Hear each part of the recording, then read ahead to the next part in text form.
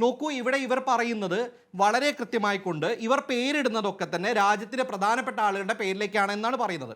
എനിക്ക് ഈ BJP-യുടെ വക്താവായിക്കൊണ്ട് വലതുപക്ഷ നിരീക്ഷകനായി വന്ന് നിൽക്കുന്ന ആളോട് ചോദിക്കാനുള്ളത്, മഹാത്മാഗാന്ധിക്കില്ലാത്ത എന്ത് ഗുണമാണ് ഇന്ത്യൻ സ്വാതന്ത്ര്യ സമര ചരിത്രത്തിൽ, ഇന്ത്യയുടെ ചരിത്രത്തിൽ ദീൻദയാൽ ഉപാധ്യായയ്ക്കുള്ളത് എന്നുള്ള ചോദ്യമാണ്.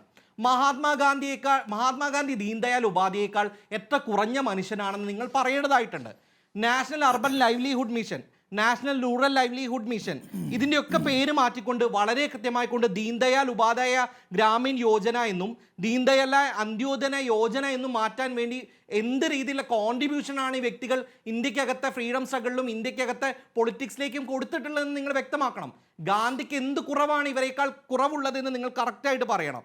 നോക്കൂ, ഇവിടെ മുൻ പ്രധാനമന്ത്രിമാരുടെ പേരൊക്കെ മാറ്റിക്കൊണ്ട് പ്രൈം മിനിസ്റ്റർമാരുടെ പേരുകൾ മൊത്തം മാറ്റിക്കൊണ്ട് വളരെ എളുപ്പത്തിൽ ചില ന്യൂട്രൽ പേരുകളാണ് എടുക്കുന്നത് എന്നൊക്കെയുള്ള വാദം വലതുപക്ഷ ചിന്തകന്മാർ ഉണ്ടാക്കുന്നുണ്ട്.